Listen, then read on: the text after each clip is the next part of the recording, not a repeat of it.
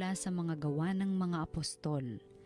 Noong mga araw na iyon, ibig matiyak ng pinuno kung ano nga ang sakdal ng mga Hudyo laban kay Pablo. Kaya't pinagpulong niya kinabukasan ang mga punong saserdote at ang buong Sanedrin. Saka kinalagan si Pablo, ipinanaog at iniharap sa kanila. Alam ni Pablo na dooy may mga Saduseyo at Pariseyo, kaya't sinabi niya ng malakas, "Mga kapatid, ako'y Pariseyo, anak ng mga Pariseyo. Dahil sa pag-asa kong muling mabubuhay ang mga patay, ako'y nililitis ngayon." Matapos itong sabihin ni Pablo, nagtalo-talo ang mga Pariseyo at ang mga Saduseyo at nahati ang kapulungan.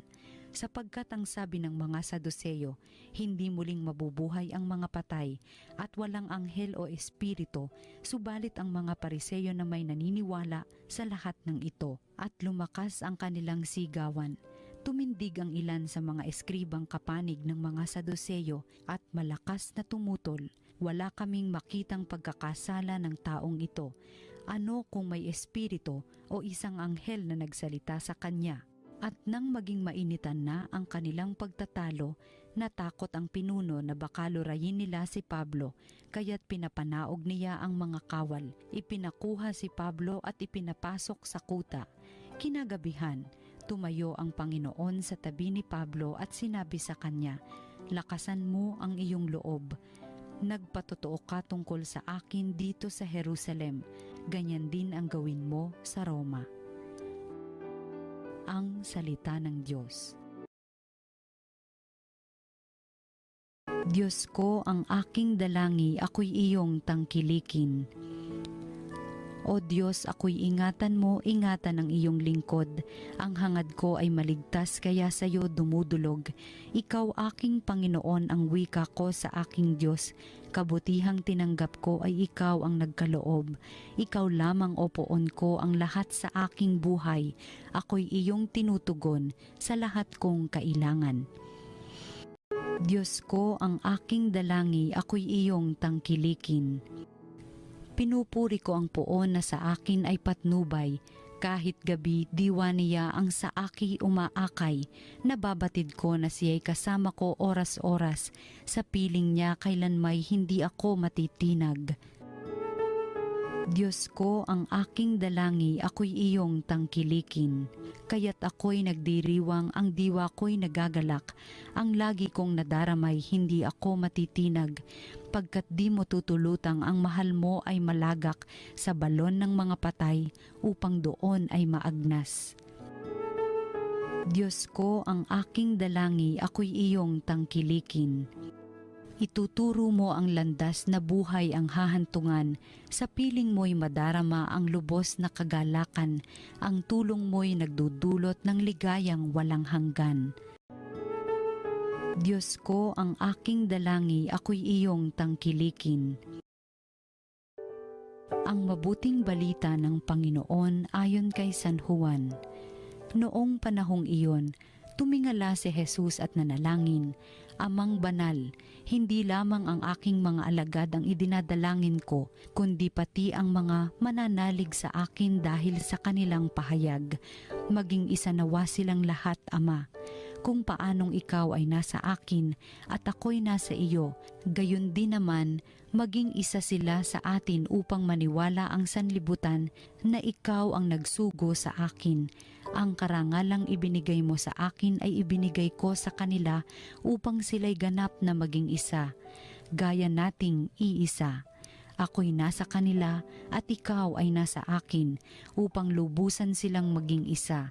At sa gayon, makikilala ng sanlibutan na sinugo mo ako at sila'y iniibig mo katulad ng pag-ibig mo sa akin.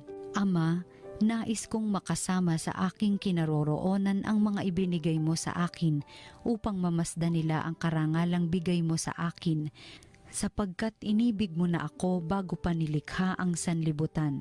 Makatarungang Ama, hindi ka nakikilala ng sanlibutan, ngunit nakikilala kita at nalalaman ng mga ibinigay mo sa akin na ikaw ang nagsugo sa akin. Ipinakilala kita sa kanila at ipinakikilala pa upang ang pag-ibig mo sa akin ay sumapuso nila at ako na may sumakanila.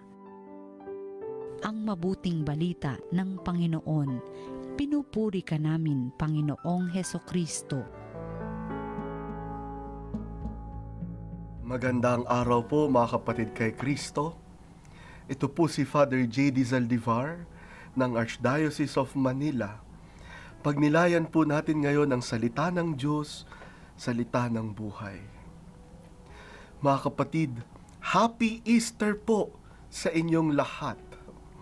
Ilang araw na lang matatapos na po ang napakagandang panahong ito ng Pasko ng pagkabuhay ng Panginoon. At sa Sunday ay Pentecost Sunday na. Kaya sulitin po natin itong panahon ng Pasko ng pagkabuhay, lalo nating pagnilay-nilayan, isaloob at ipagdasal, no? Itong diwa ng Pasko ng pagkabuhay ng Panginoon.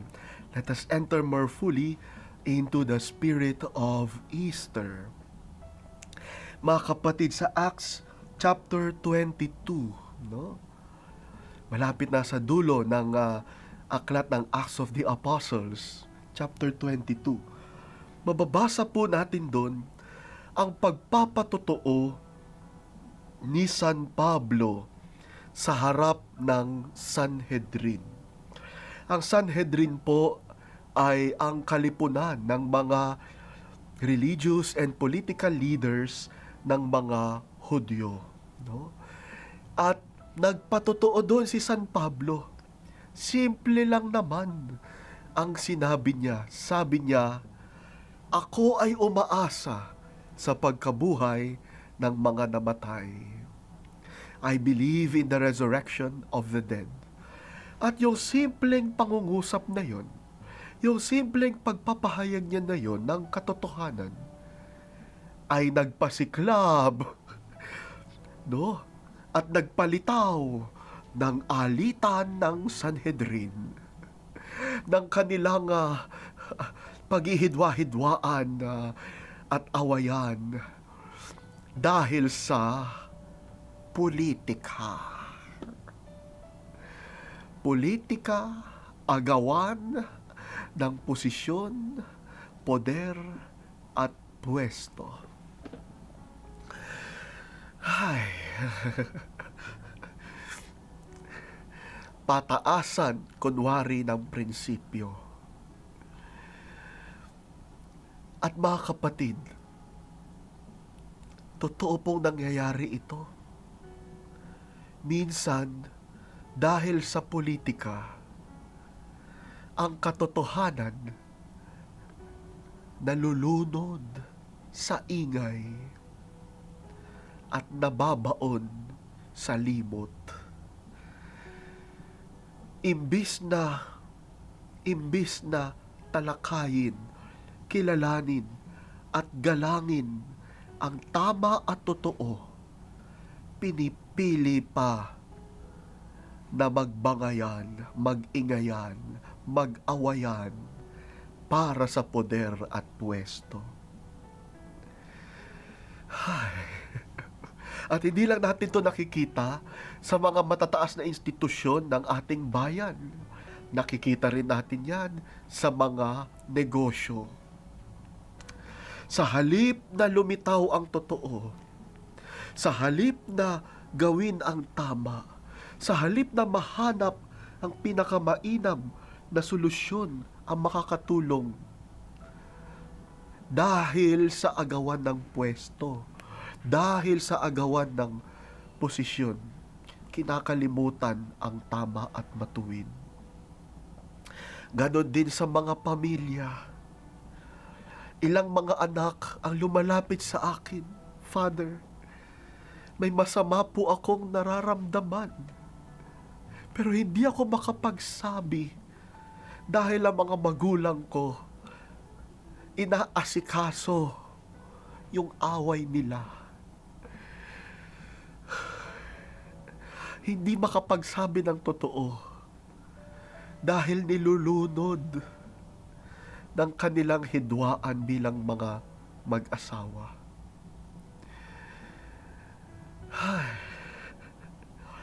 That is what happens when more concerned about power than about truth. Ngunit mga kapatid, sabi ng Panginoon kay San Pablo sa dulo ng ating pagbasa ngayon, laksan mo ang iyong loob, magpatotoo ka pa rin.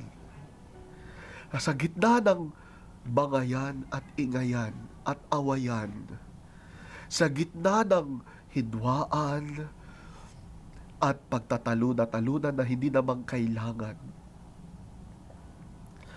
patuloy tayo maglakas loob na ipahayag ang totoo, ipagsanggalang ang matuwid, at gawin ang tama.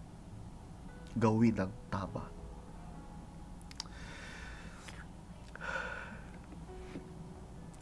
Nung minsan, merong kumausap sa akin na isang empleyado sa isang negosyo. At hirap na siya sapagkat siya naman ay simpleng empleyado lamang. Pero ang kanyang pagtatrabaho ay naaapektuhan dahil nag-aaway-away ang mga boss niya. Nagkakaroon tuloy ng hidwaan sa kumpanya. At ang mga empleyado, para bang pinagpipili ng partido. Sabi niya sa akin, "Father, anong gagawin ko? Mahal ko po ang aking trabaho. Hindi lang dahil sa sweldo, kundi dahil ang kumpanyang ito ang tumulong sa akin umunlad sa buhay at maging mas mabuti, mas matulungin na tao. Pero anong gagawin ko na itong lugar na mahal ko, sila pa ang nagiging dahilan para mahirapan ang aking puso? Ano pong gagawin ko?" Sabi ko sa kanya, "Alam ba nila na hirap ka na? Alam ba nila na sa tahimik mong pagtatrabaho ay napakalaki na ng iyong sakripisyo?" Sabi niya sa akin, "Hindi pa po, Father. Pero natatakot po ako kasi baka pagpiliin ako kung sinong kakampihan." Sinong kakampihan ko? Sabi ko sa kanya, kampihan mo kung ano yung totoo. Kampihan mo yung totoo. At ngayon, ano ang totoo? Ano ang totoo? Sabi niya sa akin, "Hindi ko na po alam anong totoo, maliban sa isang bagay, na mahal ko ang kumpanyang ito." Sabi ko, "Yan ang kampihan mo." Bumalik siya sa akin after 1 week at kinuwento niya, "Father, naglabas po ako ng katotohanan sa aking mga boss na minamahal. At ang magandang balita, di ko po alam kung ano nangyari sa kanila, pero ilang araw lang nakalipas, nabalitaan ko, nagkasundo na sila at pinili ang mabuti para sa lahat sa kumpanya." Sabi ko, "Alam ko anong dahilan. Nagmahal ka kasi. Nagmahal ka at nagpakatotoo." Mga kapatid, maging magiting tayo, maging totoo kahit sa hidwaan nitong mundo. Manalangin po tayo. Panginoon, salamat po sapagkat pinalalakas mo ang aming mga puso na maging totoo sa katotohanan at kabutihan sa gitna nitong mundo na batbat ng hidwaan. Amen.